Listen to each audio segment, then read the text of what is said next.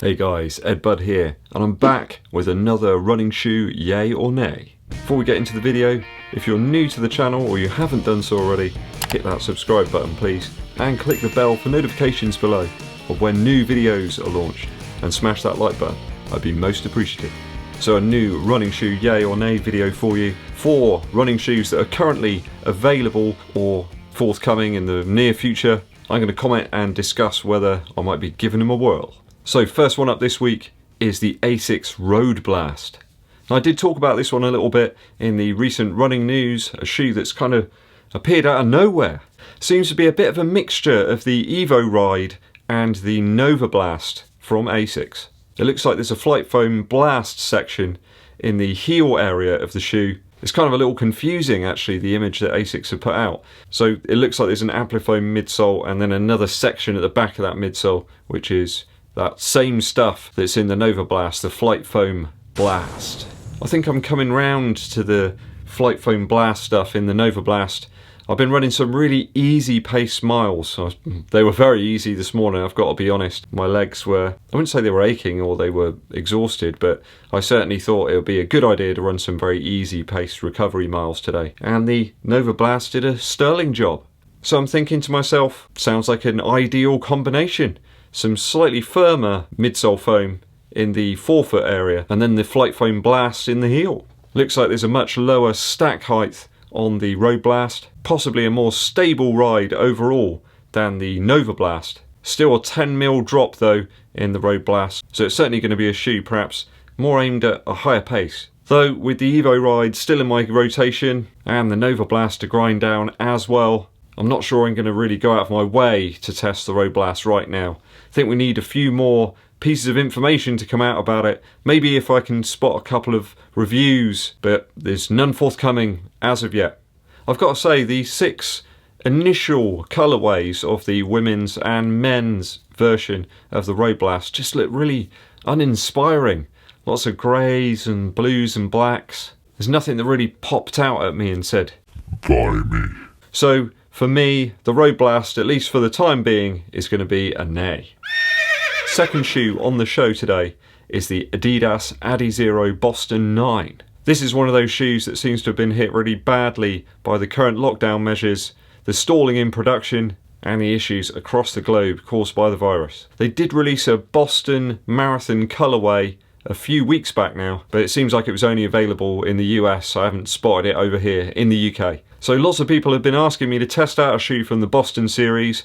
It's got the light strike and boost combination in the midsole. A real reverse actually of the Takumi Sen 6, which has got the boost in the very forefoot of the shoe and then light strike in the rear section. So a complete reversal in the Boston 9. They've kind of switched them around. Such an Adidas thing to do. Just trying to confuse us. I got the Adizero Adios 4 here, which has got a similar configuration in terms of the midsole. I think there's quite a bit more boost though in the Boston 9. This is such a light shoe.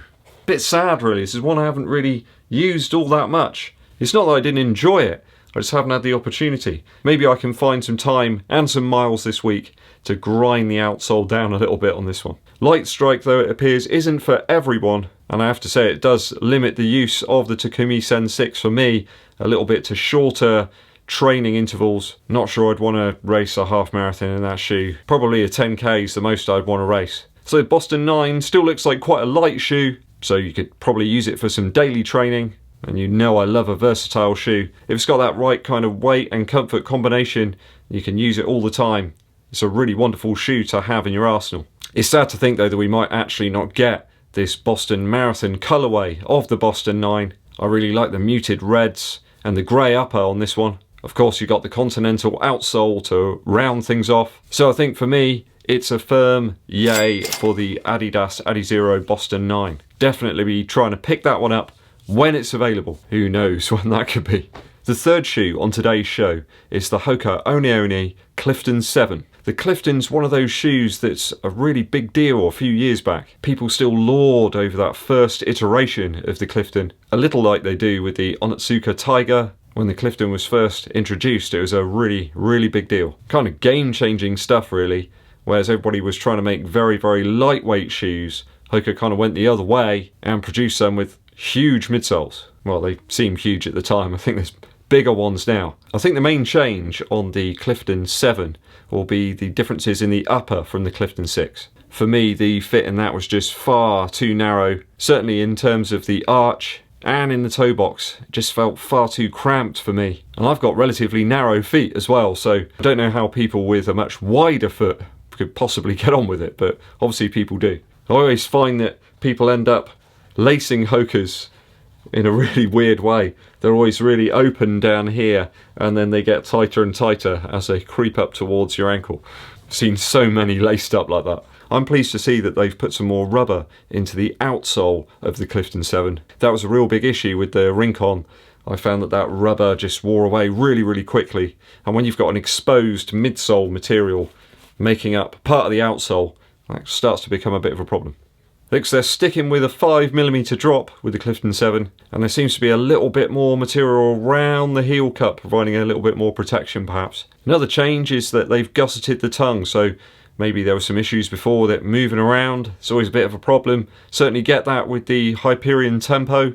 That tongue just doesn't want to stay put. I've been really keen to try out this almost legendary shoe. Everyone keeps telling me, try the Clifton, you should try it out. I really enjoyed my time in the Hoka One One Rincon, and by all accounts the Clifton 7's going to be only very slightly heavier than the Rincon. I think it's probably going to be about an ounce in it maybe, so it's not a huge amount of weight. And they've added a pull tab, because you know you've got to have a pull tab. So when this one does release, seems like the ideal time to try out my first Clifton shoe. So for me, it's a firm yay. Fourth and last shoe for today's yay or nay is the Atreyu Running Shoe. Loads of viewers have been asking me whether I'm going to test out this one. It's on a subscription service only. I believe they had a pre-release in February of this year, and then the shoes will start shipping to the customers in July. Hopefully that hasn't been interrupted by the virus and stuff. I haven't read anything to say it has. Certainly looks like a real no frills experience, this shoe.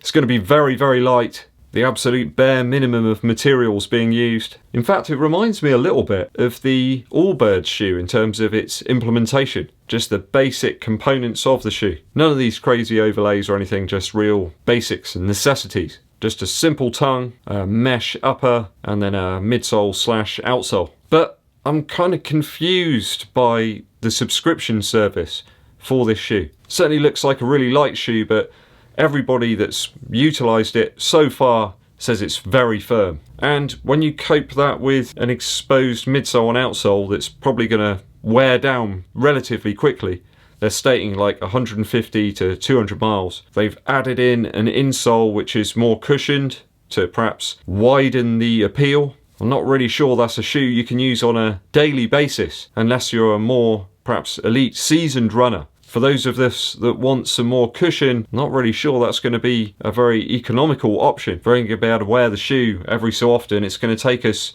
more than 2 or 3 months to wear it down and require another one from the subscription service. I think you need to be hammering out some considerable miles to go for this one. I mean, I'm creeping up to sort of 50, 55 miles a week, but it's still not an option I think I'm going to go for. I think for average non-elite runners like myself, it's going to be a nay for this one right now. At least until we can get some more information on the shoes, some more experiences from people that have utilised them. It's not to say I don't want to try them out in the future. Certainly interesting to see a new running shoe manufacturer arrive on the scene, and let's hope that they find some success. An EDDBUD video wouldn't be complete without a musical interlude. Today it's from Bruce Springsteen. I dug out his Born to Run album. I was seeking some inspiration, I guess. After my run yesterday, you always get that kind of weird feeling of, yeah, I did really well, and then the next morning you're thinking, back to the grindstone now. So I needed some inspiration this morning, picked out Born to Run. I particularly like Jungle Land and Meeting Across the River. They're really great tunes to close out the album. Also noticed as well on the cover that Springsteen's Telecaster is quite heavily modified. So I don't know what modifications he might have done to it there. It looks pretty beaten up. He's definitely switched out some of the pickups and stuff. I've never noticed that before. Even on my vinyl copy I hadn't noticed it. All the tracks on this are great. There's some slightly longer tunes, almost kind of operatic in length. They've got loads of little sections to them. You really do get that feel of a city and the streets very desolate at night, dimly lit. But a great one from the boss, one of his best albums. Do check it out. Born to Run, Bruce Springsteen. Okay, that's just about all for me for today. Hope you've enjoyed the video, guys, and thanks for watching through to the end. Please hit that subscribe button and click the bell for notifications below of when new videos are launched. Hit that like button and share this video with your running buddies. My name's EDDBUD, and I'll be seeing you